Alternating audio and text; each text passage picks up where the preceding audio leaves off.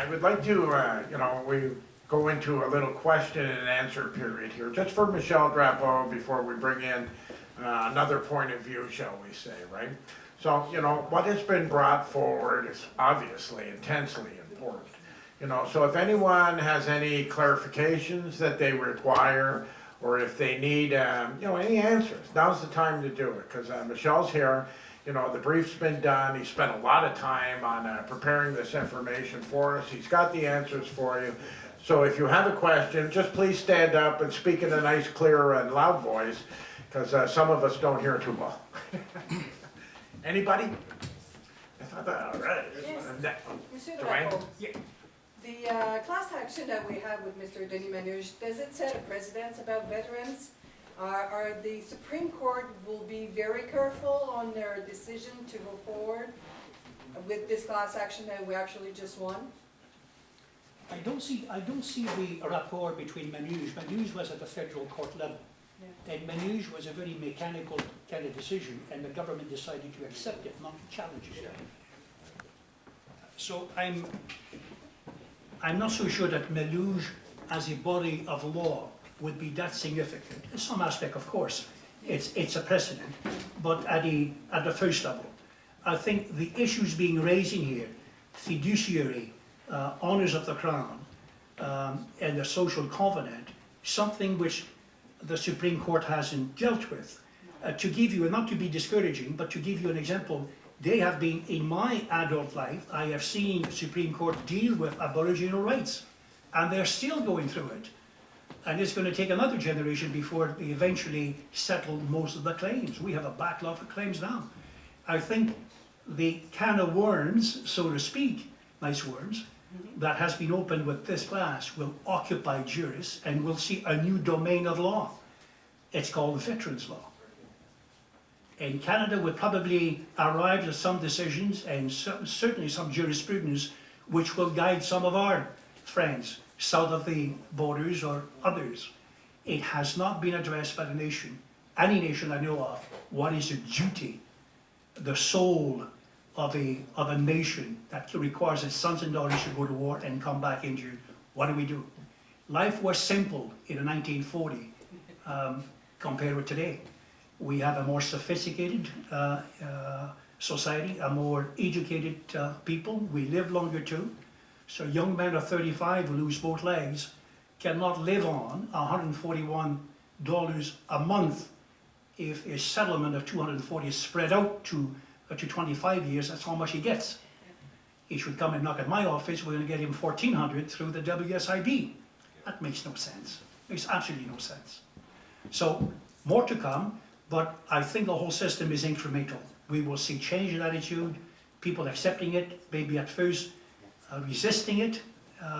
Probably some of our civilian brothers might be upset over it too, occasionally. Before they accept the notion, we have a duty, and that duty knows no bounds. The injury and the commitment knows no bound. It goes to your life. So you leave somebody behind, the nation has to look after that person. And I agree with Sean, who says it's 75%? 75% of what?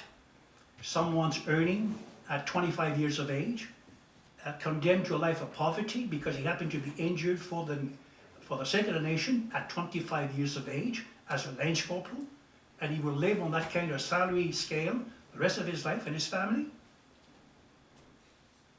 Thank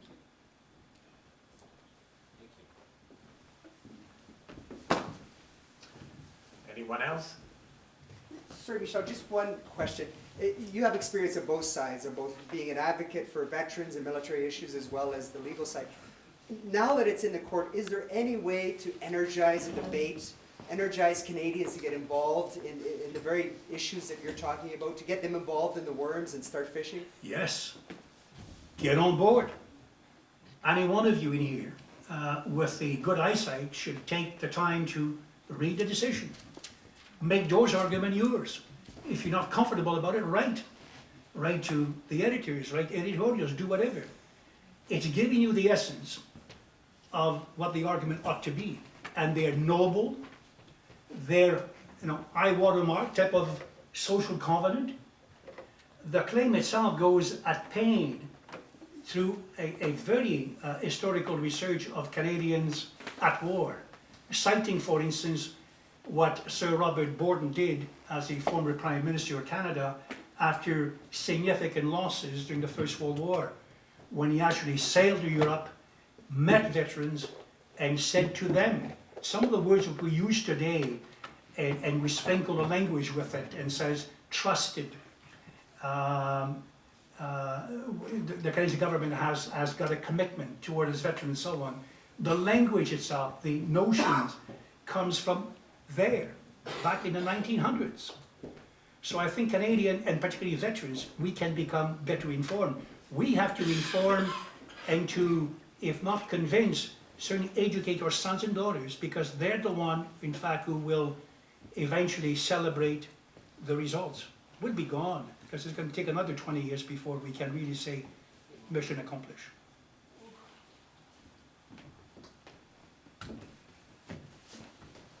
Well, I'm not ready to wait for 20 years, and I don't think anyone else in this room is either, frankly. So, just add on to something that Michelle said there. We speak of the spirit of the nation. We speak of covenants. We speak of social obligations. We speak of social contracts. These issues are not legislated. They're not sent to Ottawa to be taken care of. These social obligations, these sacred obligations, live within each and every one of us. And to follow up on what Michelle said, to embrace that spirit, to read the decision, to stand up for our veterans, to create what might be very well be known as a veterans law. These are honorable, worthwhile goals. These are honorable, worthwhile goals for veterans who have served, who are, been passed the torch. So I would like you to keep in mind, particularly what he said about embracing the spirit, about being Canadian, about, standing on guard for those who stand on guard for thee. We'll now move into the next segment of our presentation. I'd like to invite Laurie Hahn come up and speak on behalf of the Conservatives. Again, Laurie's a veteran. He deserves his respect, and I'm damn determined that he will have our respect.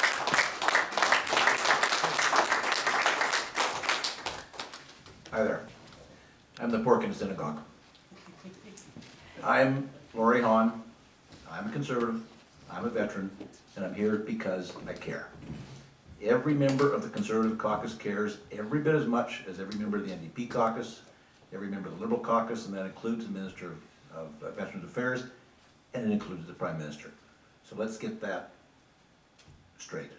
I don't think anybody will certainly accuse me of not caring about veterans. I want to just correct one thing that I'm not sure was intended. None of us ever get a full annuity. By full annuity, we get 100% of our pay. That never happens. No politician does, and no member of the public service does.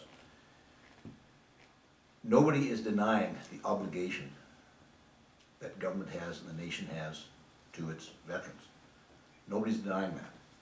It's implementation and how do you do that. Lawyers use legal speak, and I'm not trashing lawyers here, but when they, and I'm certainly not speaking for the Justice Department, but when they talked about, not covering the Constitution, it isn't covered in the Constitution. The Constitution covers First Nations. That doesn't mean that the government doesn't have an obligation. It doesn't mean the government doesn't accept that there's an obligation and a responsibility for veterans. Clearly it does. This government does, the Liberals did. There's been different methods of implementing that. Our obligation doesn't come from the Constitution, it comes from the hearts of Canadians. And all of us here are Canadians. There's no different what political brand you're from. We're all Canadians, we all care deeply about what happens to our veterans.